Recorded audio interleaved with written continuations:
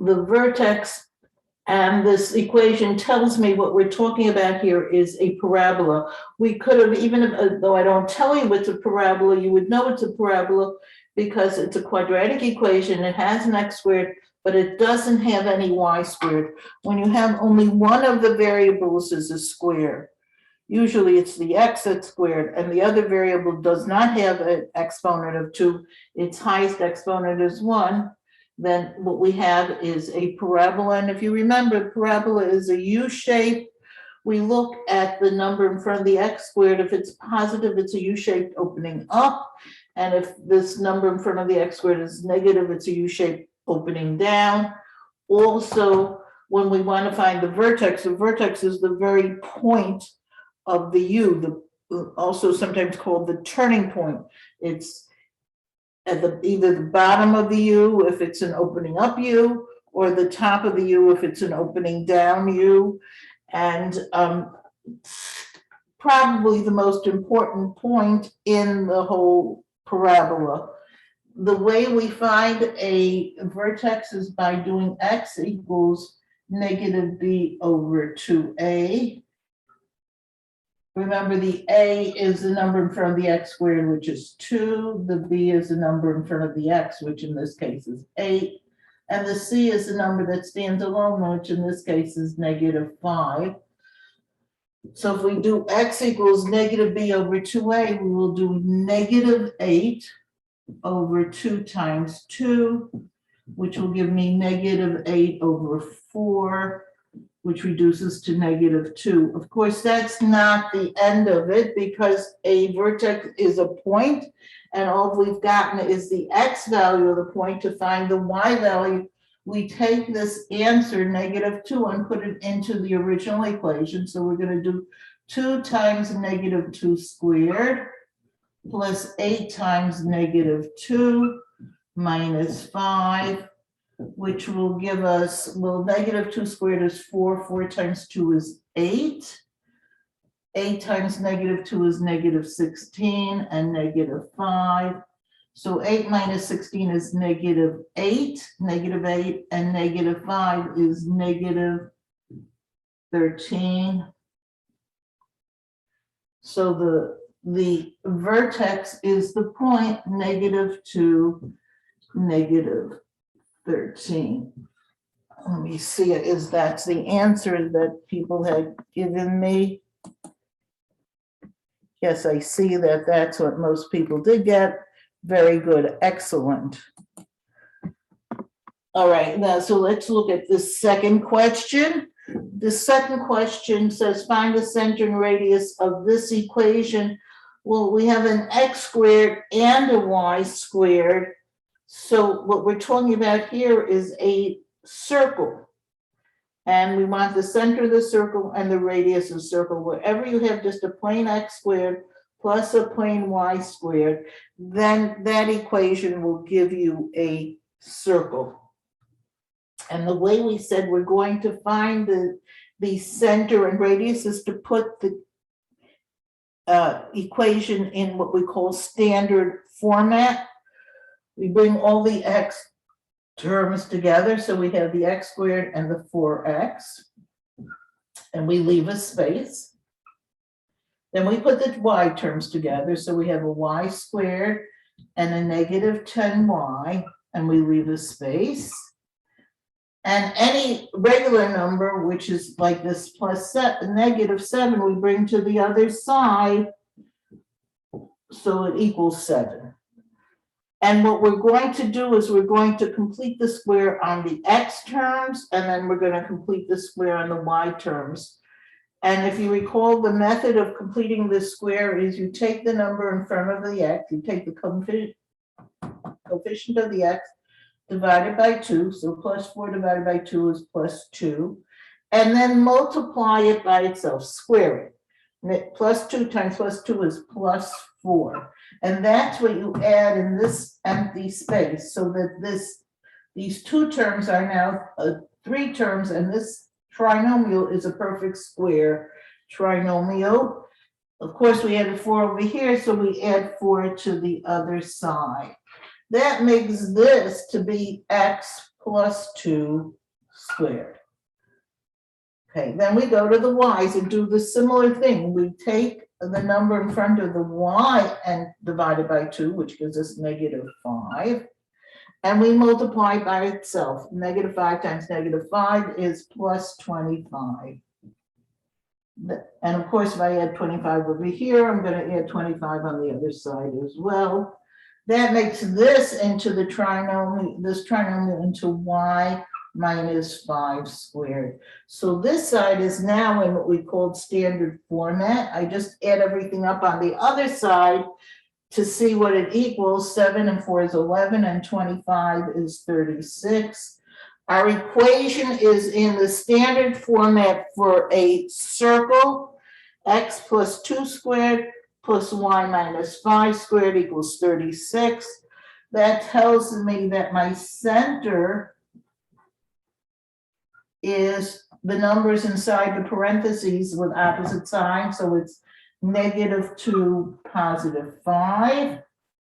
And the radius is the square root of that number, or the radius square root of 36 is 6.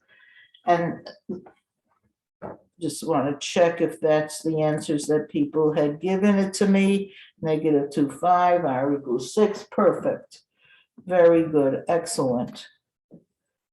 So this is a review of 2 of the types of what we call conic sections. There are conic sections are what we give is a generic term that we use when we want to talk about the graphs of quadratic equations.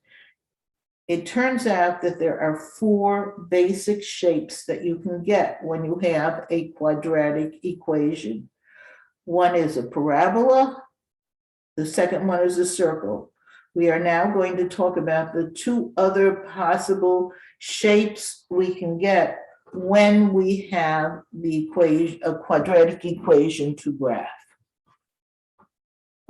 Continuing with our discussion of conic sections.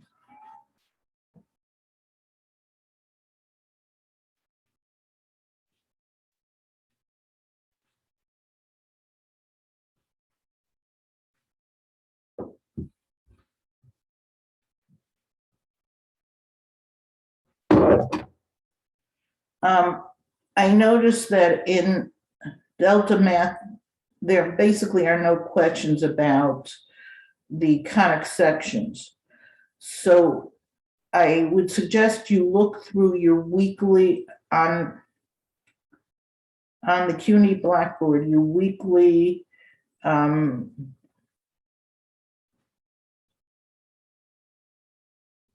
classes, and you will see that there is a sheet of examples that are about these type of examples. I also will be sending out an email. No, I will actually post it on Blackboard. I will be posting on Blackboard a review of the whole term's work. I'll call it the study guide, the Math 136 study guide.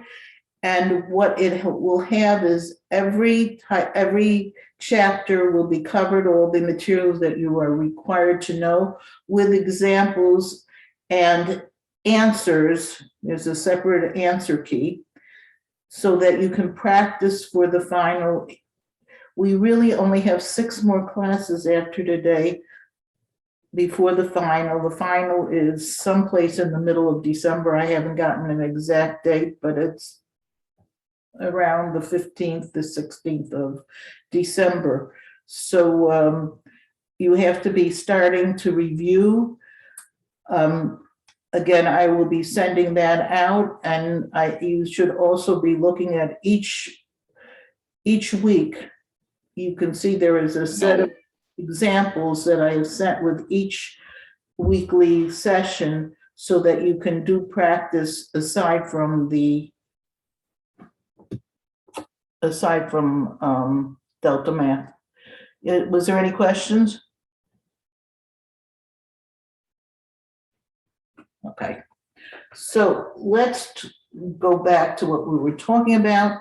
Let's talk about the other two types of conic sections.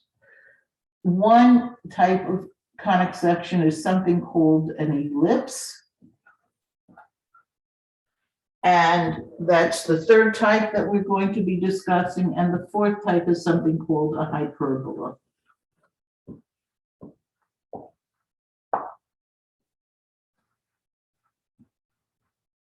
So the four shapes that quadratic equations make are parabola, circle, ellipse, hyperbola.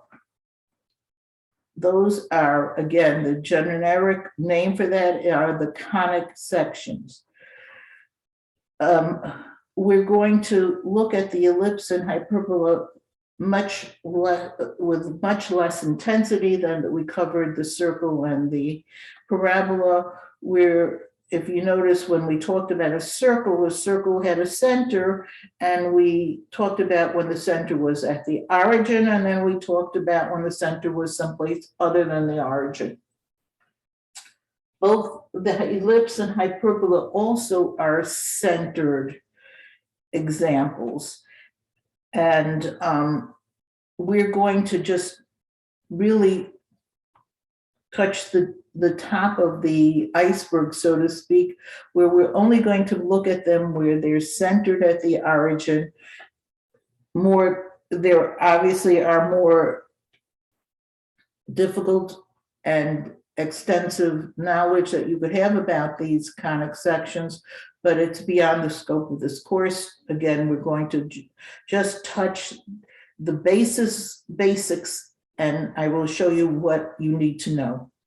So let's start talking about this thing called an ellipse. And I think the word ellipse is more familiar than the word hyperbola. An ellipse, another word for ellipse, it's not exactly, but it's basically the shape of an oval.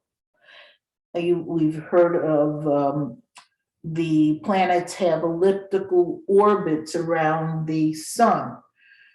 What it means is that it's not a total circle. It's not exactly a circle, but it's an elongated circle. It's longer through one side than it is through the other.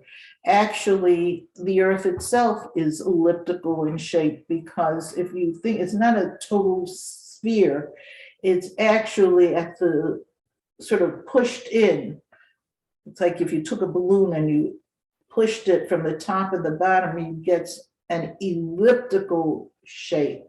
An ellipse, that's what the Earth looks like, because at the North and South Pole, it's definitely been pushed in. So it's wider at going across the equator area than it is by going up and down.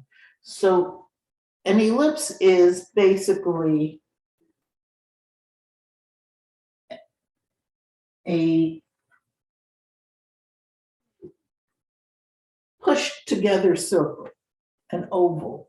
And sometimes it's been pushed together from top to bottom, and sometimes it's been pushed side to side.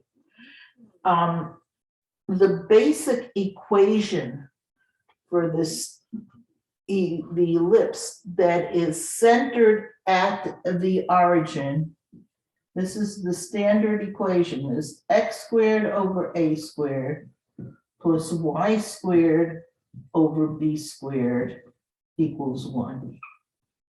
And when we want to graph an ellipse, we want to graph it from its standard format. So we're going to talk about if it's given in standard format, how do we graph it? And then we're going to say, what if it's not in standard format? How do we get it into standard format?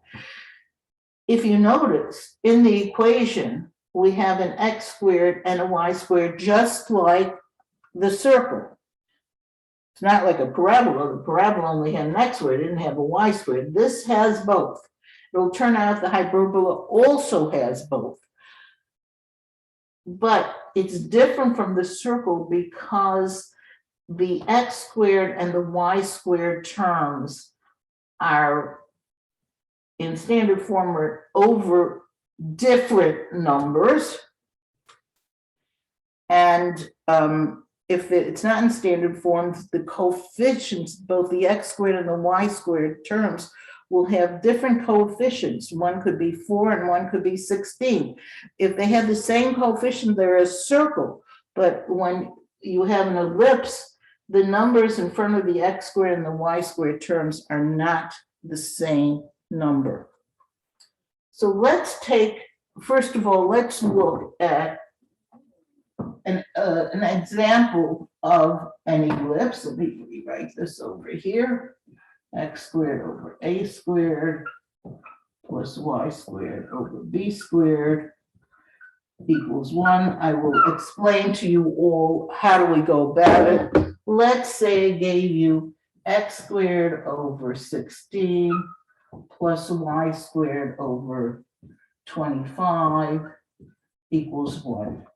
Now I look at this equation, it's in the standard format. It's x squared over a number plus y squared over a different number. These are different numbers. These have to be different numbers, and it equals 1.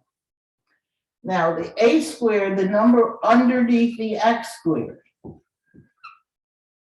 in this case is 16.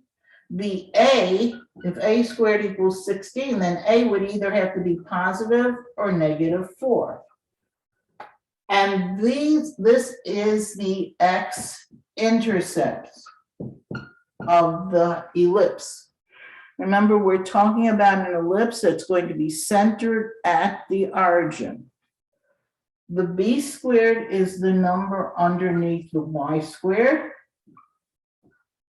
In this case, it's 25, which means that the b can either be positive or negative 5. And these are the y-intercepts. And if you know both the x and the y-intercepts, you can draw your ellipse quite easily. Let's go and draw it. So for x-intercepts, we have 4. This is 4, 0. And negative 4.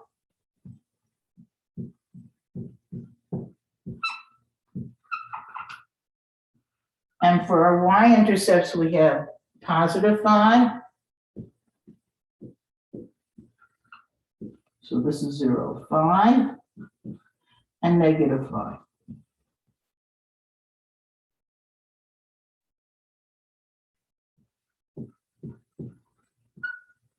Now notice we've gotten an ellipse will have 4 that's centered at the origin, will have 4 intercepts, 2 x-intercepts, 2 y-intercepts.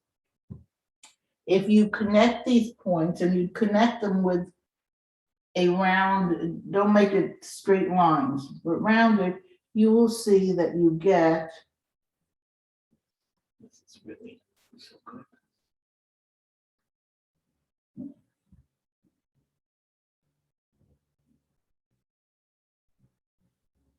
You will get this oval shape, a little bit like a football. In this case, it's not rounded because it's been pushed together vertically. So this is how you would take an equation for an ellipse, and you were able to draw the ellipse. There are 2 lines that go through the ellipse that split it. There's one that goes vertically and one that goes horizontally. If you notice, in this case, the vertical line is longer than the horizontal line.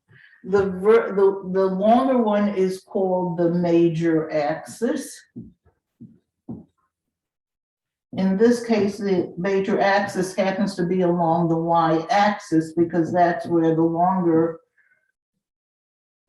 split line that splits is.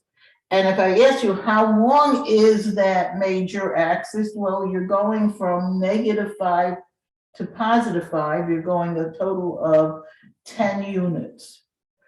Notice it's double what this B is, because it's not going from the center to the edge, it's going from edge to edge. So it's going from 0 to 5 and 0 to -5, the total it's going 10. The other axis, in this case, the horizontal axis is the minor axis for this one. This is the one that's along the x-axis, because that's a shorter one, and the length of the shorter or minor axis in this case happens to be 8. That's basically what you have to know about an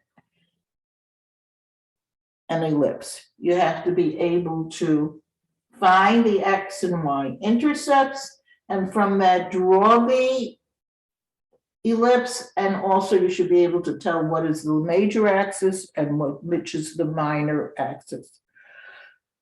The only thing is, not every time is the example given in standard format. So the question is, what do we do when our example is not in standard format? So let's take another example. I'll do one more example, and then I'll give you one to try on your own.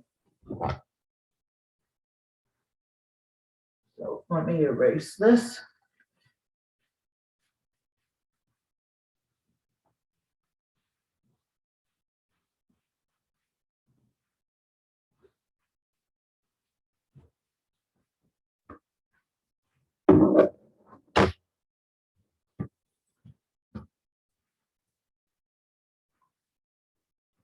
Suppose I gave you this example.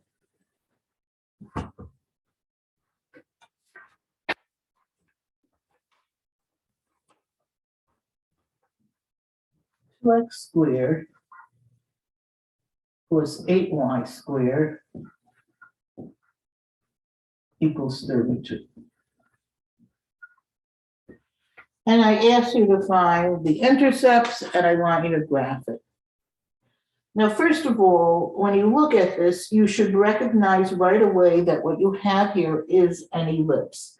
How do I know? Well, I know I have an x squared and a y squared term, and there are coefficients in front of the x squared and the y squared term, and they're different numbers.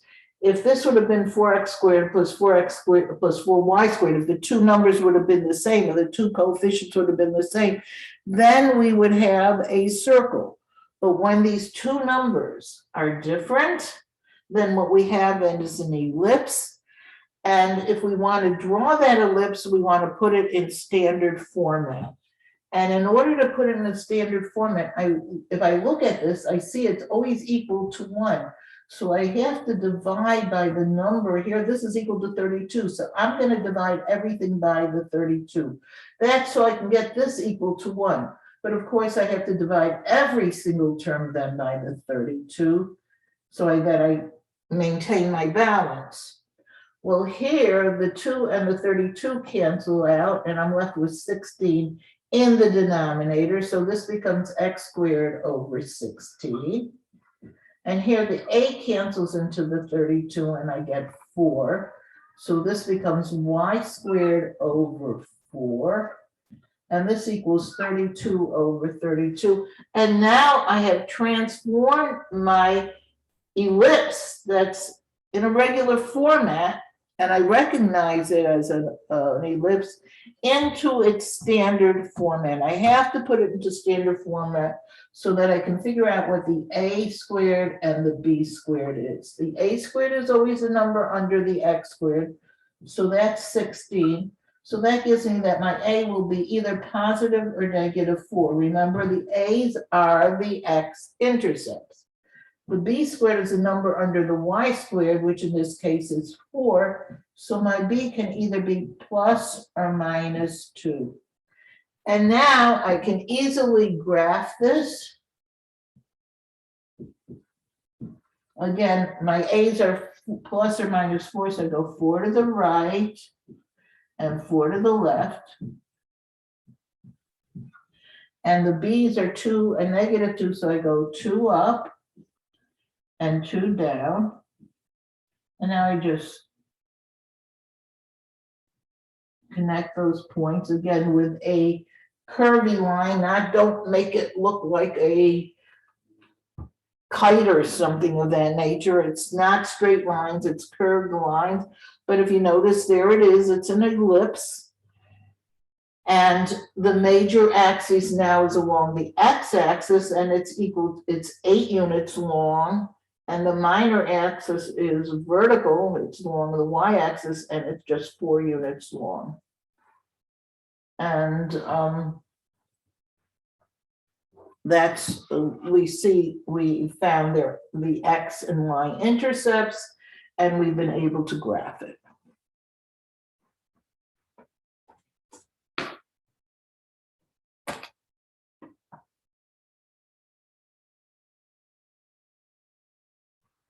Okay, I am going to put a problem on the board that I took off of an exam.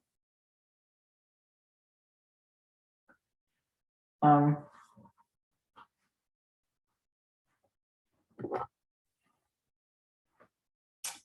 I'm going to see if you can answer this question.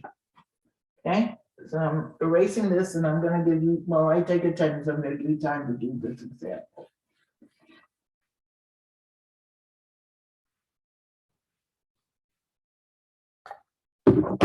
Okay. I have an ellipse whose intercepts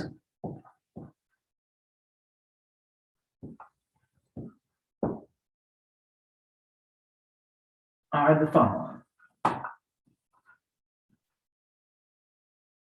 5, 0, -5, 0, 0, 3, and 0, -3. So here are my 4 intercepts for this ellipse. I want you to pick out the correct equation for, this is a multiple choice question, which is the correct equation?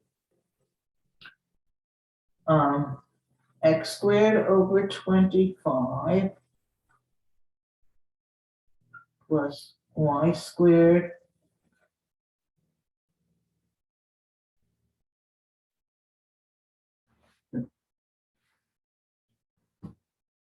over 9 equals 1. X squared over 9 plus y squared over 25 equals 1. X squared over 25 minus y squared over 9 equals 1. And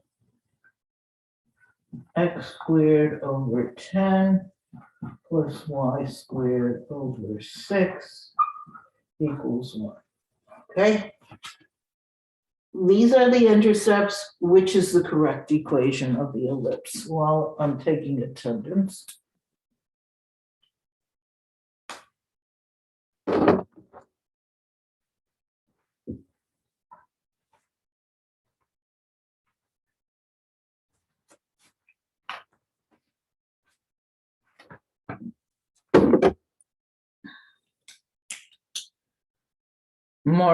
Maury Falabre.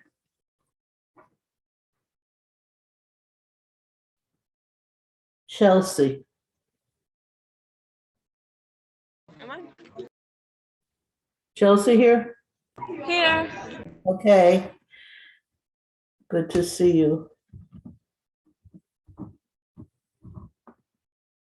Ariana. I'm here. Okay, good.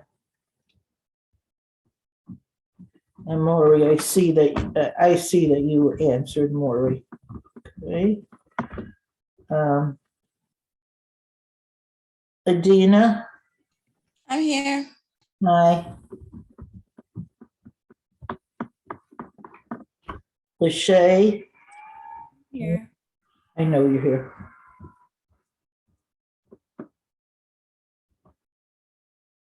Kayla, Here. hi. Oh.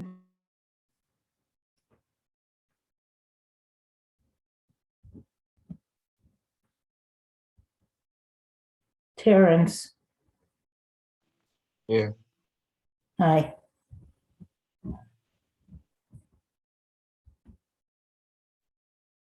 Karide,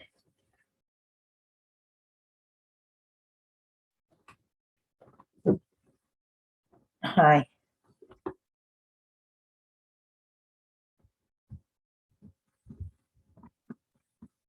Kizia, Here.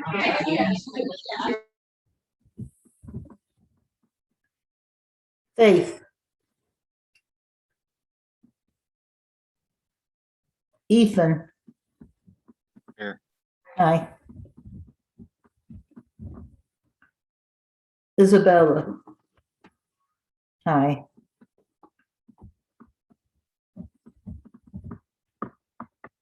Serenity. Serenity. Here. Hi. Hi.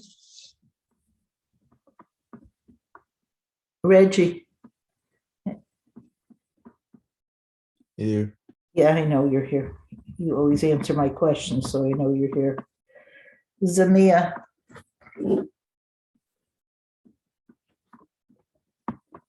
Brandon. Here. Hi.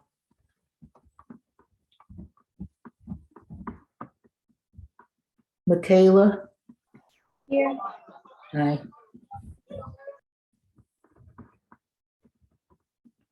Seraphine. Here. Hi. Marissa. Marissa. Renee.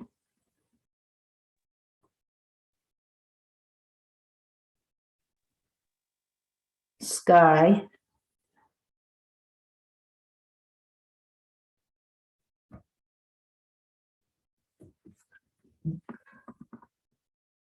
Okay, Renee, I got you.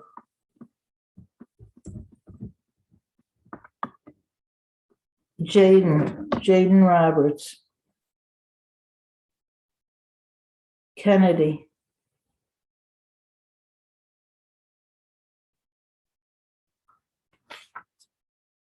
Alicia.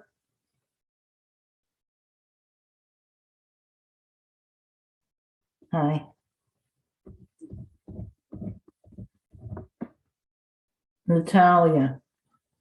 Hi. And Michael, I see you answered before, so I have you, Michael Todd. Cassidy.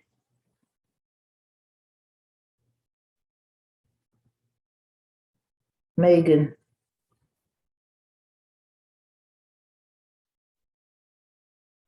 Megan Manzi. Kalia.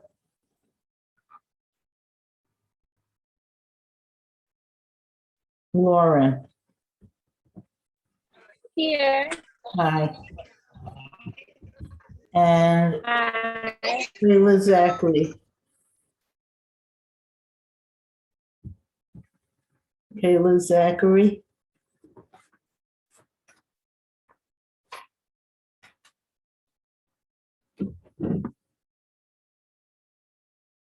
Oh, okay. Is she having trouble getting back on?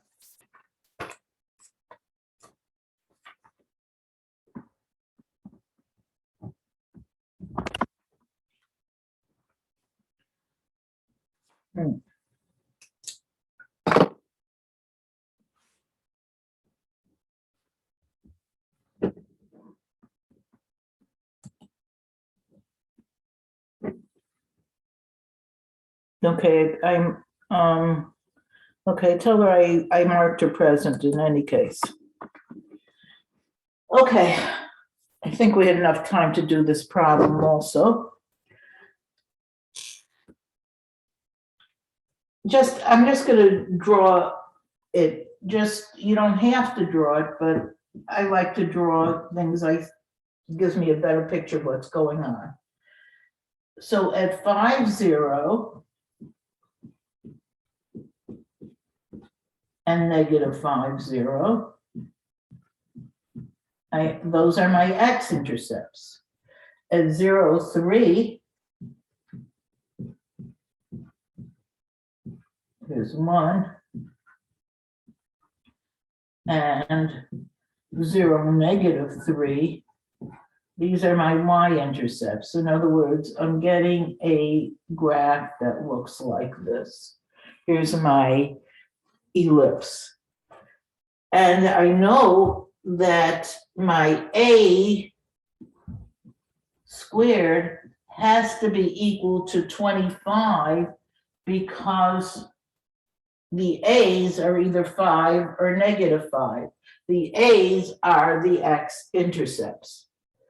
The b squared has to be 9 because the b is either +3 or -3. Remember, the a's are the x-intercepts, the b's are the y-intercepts. So if I write my equation, I'm going to get x squared over a squared. Remember, the x squared is always over the a squared, plus y squared over the b squared equals 1. X squared over 25 plus y squared over 9 equals 1, which was choice number 1. Choice number 2 was wrong because the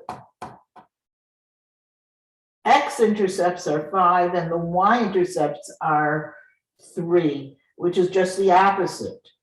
Number C is wrong because there's not a plus in between them, but it's a minus. We're going to see that's how we're going to know that we have a hyperbola. This example is the equation of a hyperbola. And this one, just the numbers are totally wrong. They're not squared, they're just doubled, which is not what it's supposed to be. Okay, so I hope everybody got choice A as the correct answer to this problem. I just want to do one more example.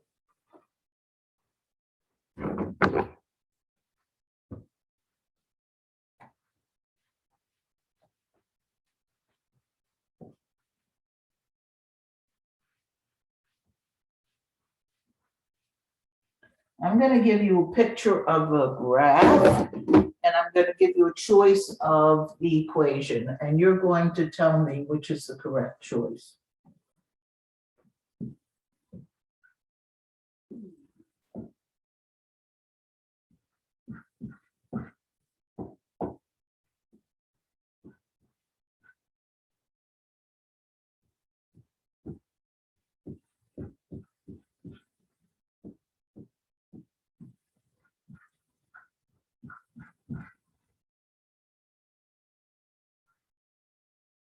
Here's my ellipse. Which is the correct equation for this ellipse? No, that's not what I want.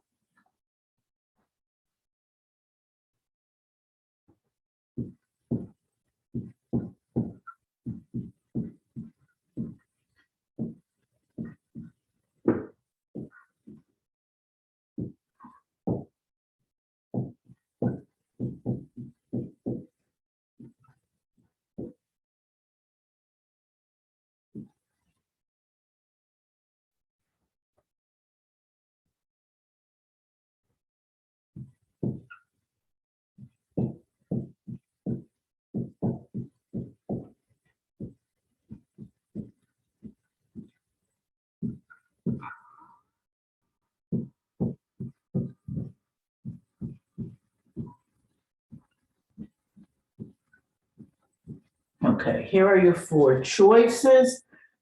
Pick out the correct answer this is the graph. I'm giving you a few minutes to try this.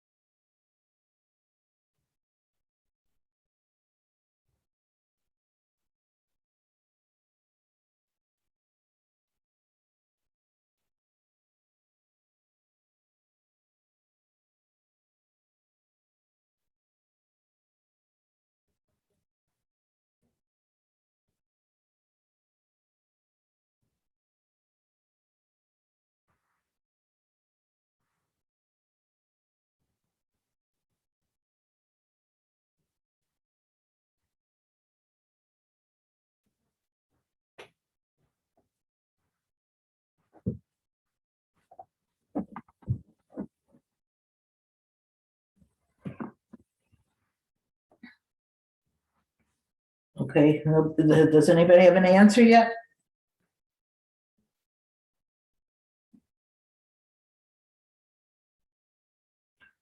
Okay, Reggie says it's choice A.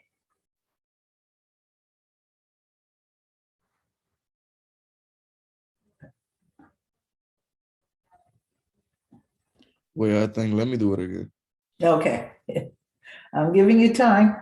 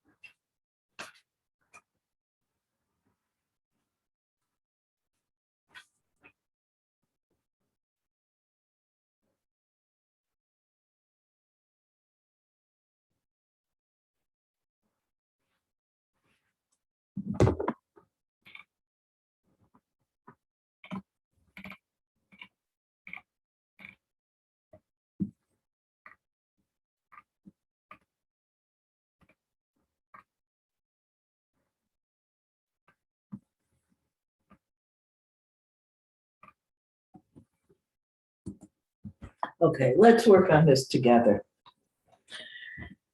There is a bit of a trick here.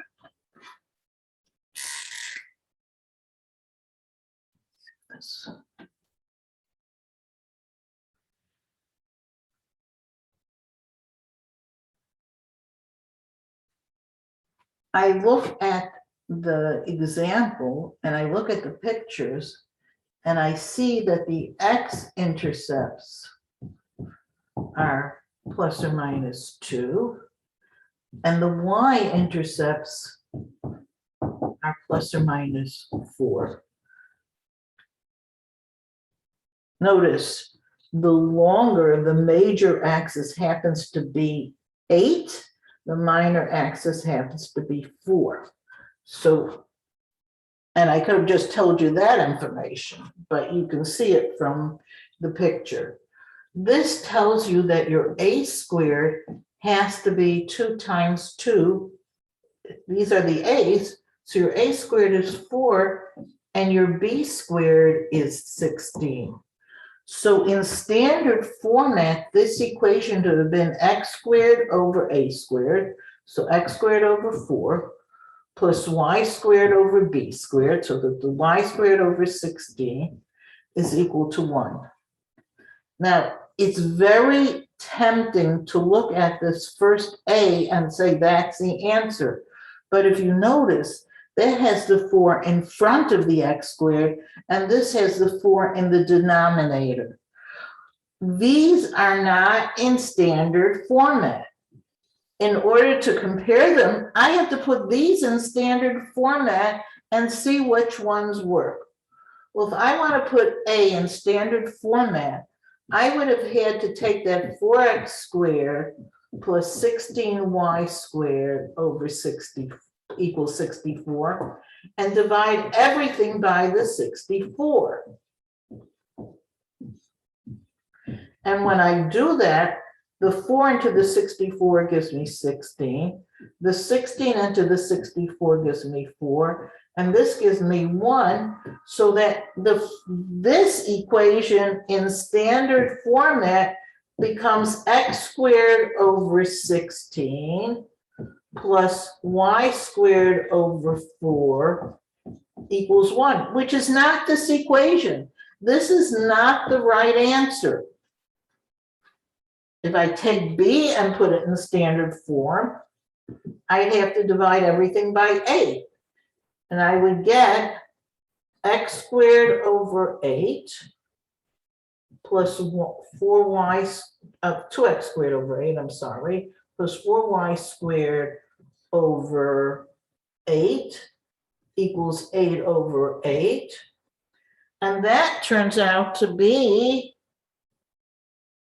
well, this cancels out, to x squared over 4 plus y squared over 2 equals 1, which is the x squared over 4 is good, but the y squared is not over 16. So this is not the right answer. This c, if I divide everything by 64,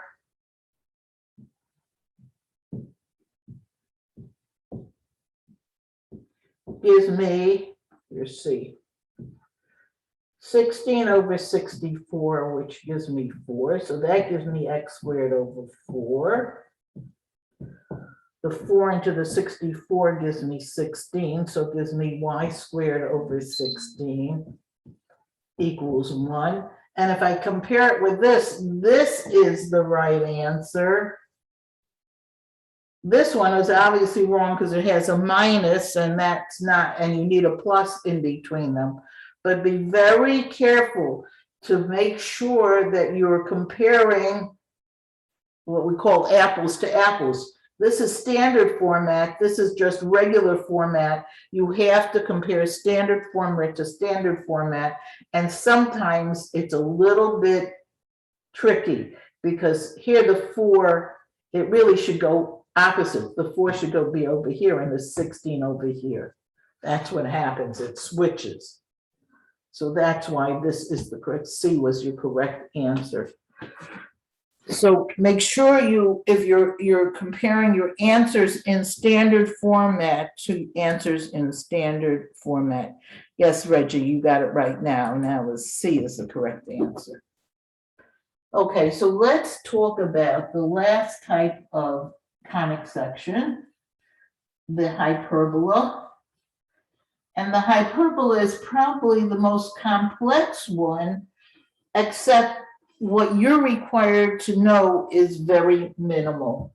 There's much more than what I'm teaching you about this hyperbola for you to know.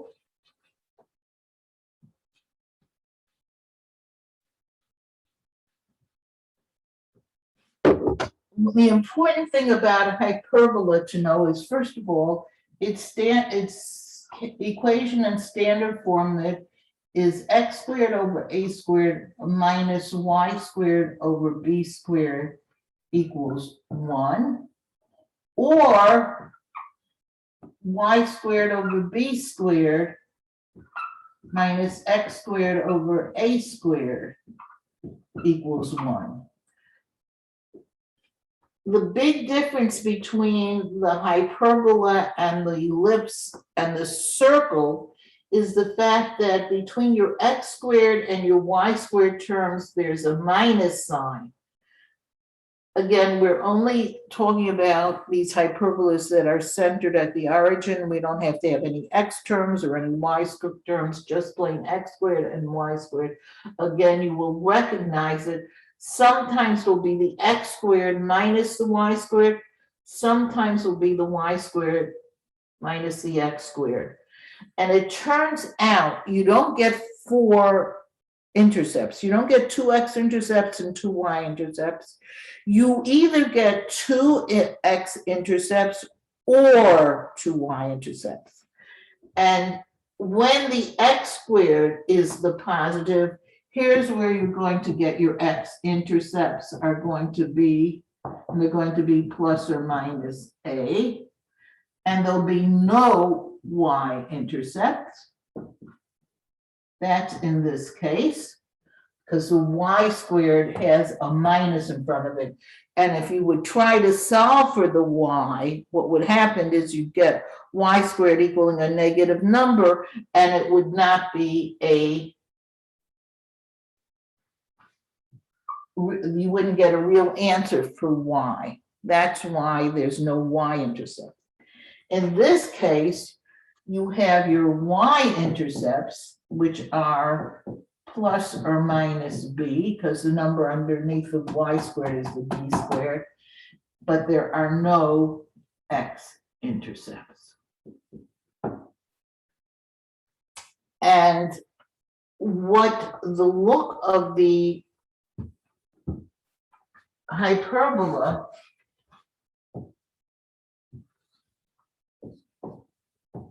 in this case will be something. Here's, let's say this is a and this is negative a. You get these two back to back. They're not parabolas, but they're sort of parabola shaped. They're these two U shaped that are back to back. Notice when the x squared is the positive, they're back to back, crossing the x-axis. In this case, when the y is positive, then you go to the b and negative b on the y-axis, and you get again these back to back. These are basically symmetrical, only back to back. Sometimes they cross the y-axis, sometimes they cross the x-axis. Again, you have to put your equations in standard format in order to see whether you're going to have x intercepts or y intercepts. Again, when it's the x squared minus the y squared term, then you have this shape. When it's a y squared minus the x squared, you have this shape.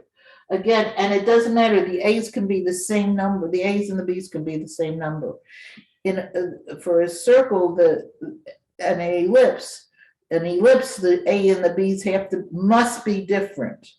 But in a hyperbola, the A's and the B's could even be the same number, the big thing being that there's a minus there.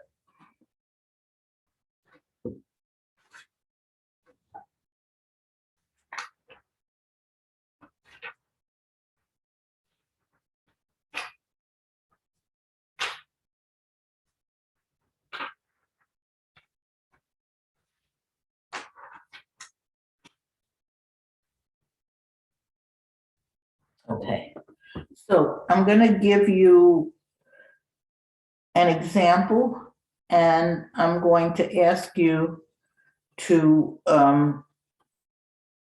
do that example. Again, I'm going to give it as a multiple choice example.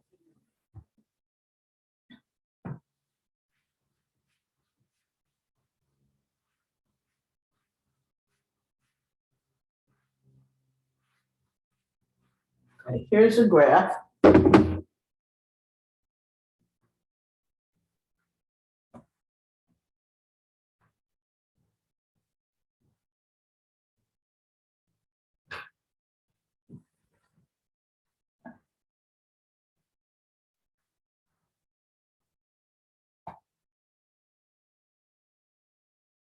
This is graph A.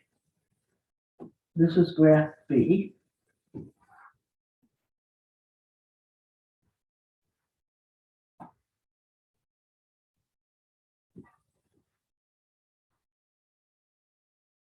This is C.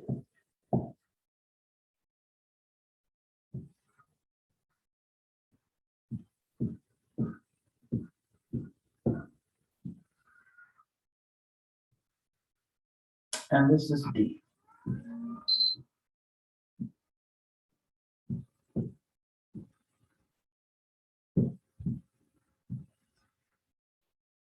Which one of these is the graph for the equation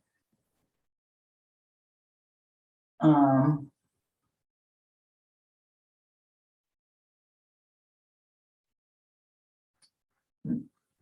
9x squared minus 4y squared equals 36? Which of these pictures will be the correct graph for the equation 9x squared minus 4y squared equals 36? Okay, I'm giving you a few minutes to try this out. Let me just erase this because this is making it look too busy.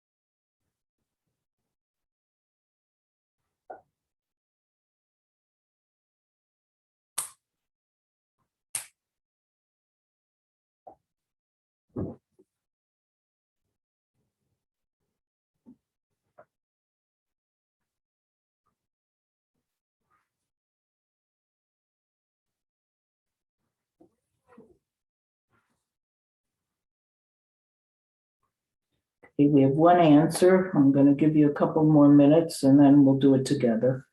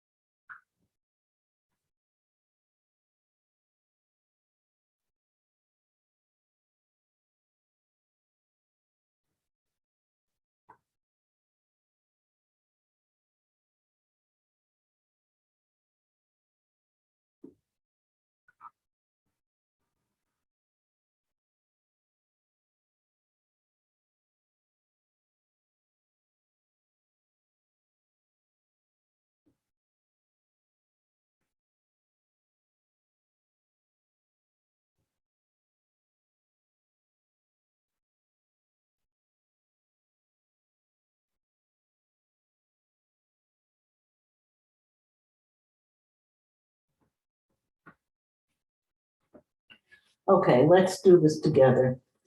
First of all, obviously, these are all pictures of hyperbolus because they're these two branches, two back-to-back U shapes. This is obviously also the equation of a hyperbola because we have an x squared term and a y squared term, and there's a minus in between them. But this equation is not in standard format. So the first thing I want to do is put it in standard format by dividing everything by the 36, so I'll get it equal to 1. So this will turn out to be x squared over 4, and this will be y squared over 9 equals 1. So in standard format, this equation has become x squared over 4 minus y squared over 9 equals 1. Now, when you look at this, since it's the x squared minus the y squared, we know we're going to have x-intercepts and not y-intercepts. So I right away can cancel out choices A and B because these are crossing the y-axis, they're not crossing the x-axis.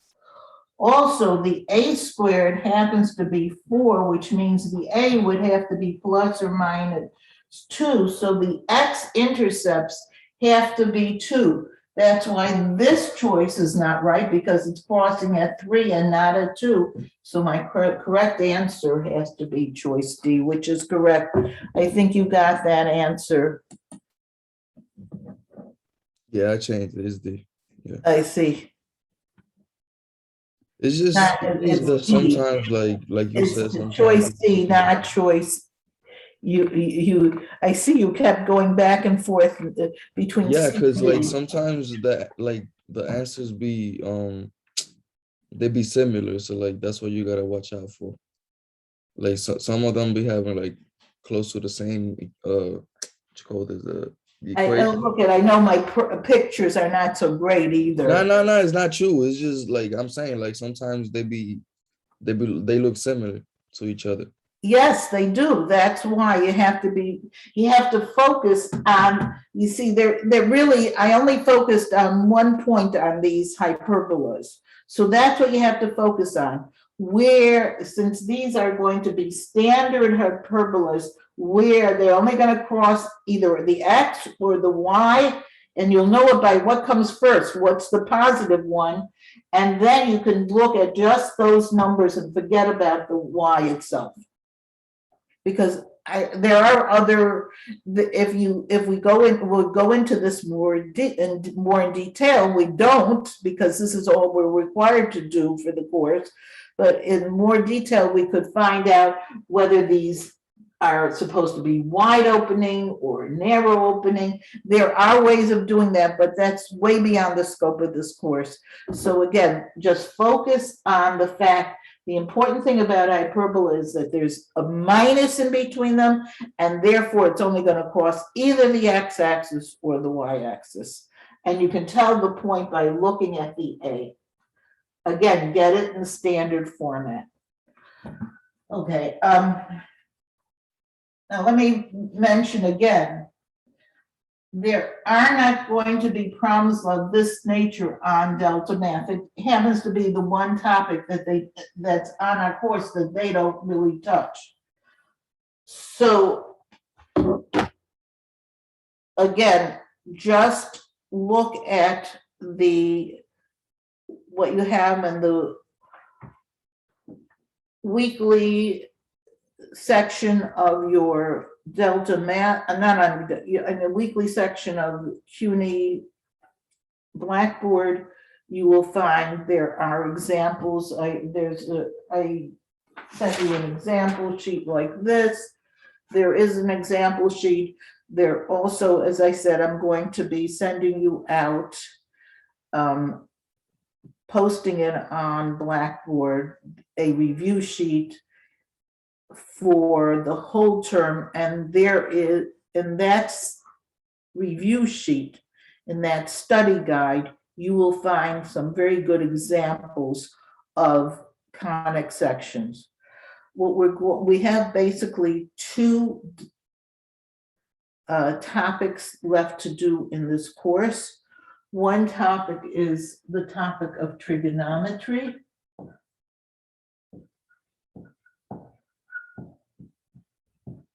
Which is what we're going to be covering for the next couple of sessions. And the last topic is the topic of exponential and logarithmic functions. That's the topic of trigonometry is not covered in the textbook, but there isn't a lot that you need to know, and that is covered in the study guide.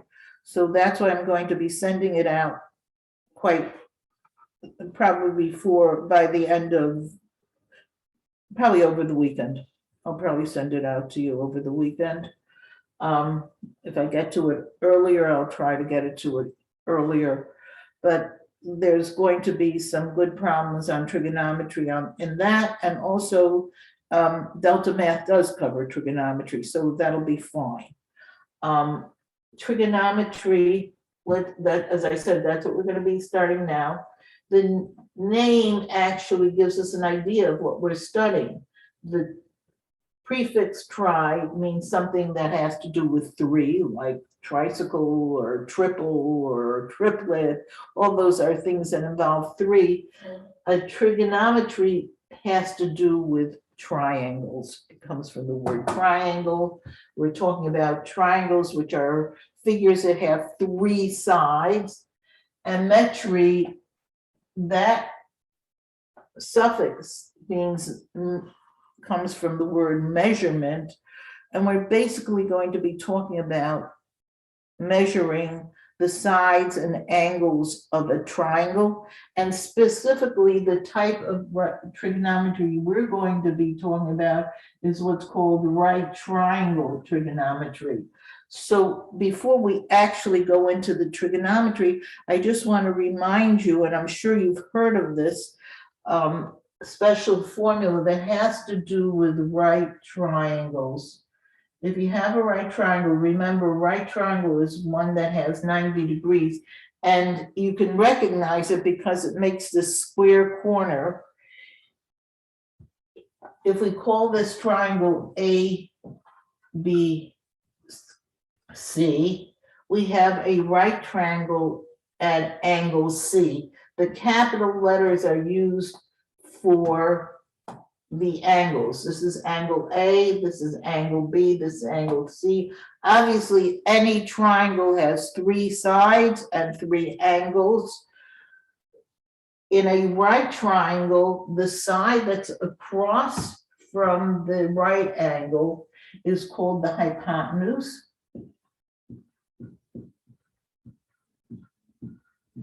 The other two sides that are opposite, the acute angles, the angles that are not the right angles, these are called the legs. So there are two legs in a right triangle and one hypotenuse. As in every triangle, all the angles of the triangle will add up to 180 degrees. And since the right angle, in this case, is 90 degrees, the other two angles, the A and the B together, add up to 90, because all three angles have to add up to 180. So this one is alone 90, so these two again are going to be 90 as well. So let's say if angle B is 40, angle A would have to be 50, so that all three of the angles add up to 180. This adding up to 180 is not exclusively to right triangles, it's any triangle. Now, when it comes, we said we're using the capital letters to name the angles. When it comes to the sides, we basically use two ways of naming the sides. One way is to say, use two letters. I can talk about this hypotenuse, since it goes from A to B, as calling it hypotenuse AB, and I usually put a little line over it. In other words, I can use the two capital letters from the two ends to name them. But it gets, when you're using two letters, then everything gets very busy and confusing. So instead of using two letters, another way of labeling the sides is to use lowercase letters. In other words, this angle is capital A. The side that's across from it will be called lowercase a. This is angle B. Across from it is side B. And this is C is capital, the right angle is capital C. The hypotenuse then will be called small c. So it's much easier if I have a triangle that looks like this, and this is P, Q, and R, then we would call this small q, this small p, or lowercase p, and this small r. And in this case, since r is the right angle, then small r would be the hypotenuse. Again, so we don't have to use A, B, and C, though that's the most common. It's like using for the variable, let's call it, with the unknown, let's call it X. In a triangle, we usually label our triangle A, B, C. Now, before we even get into trigonometry, there is a very famous formula that's called the Pythagorean theorem.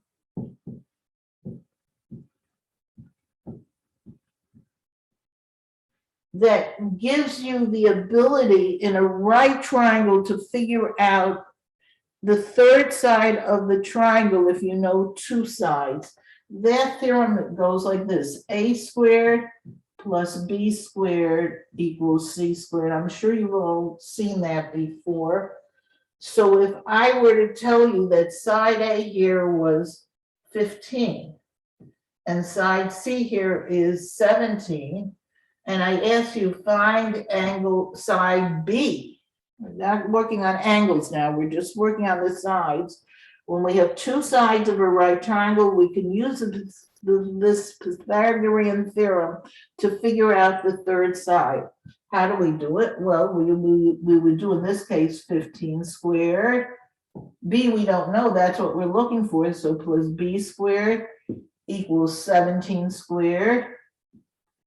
And 15 squared is 225.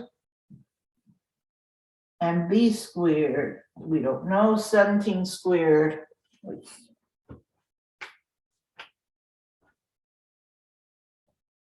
Take out my calculator for that.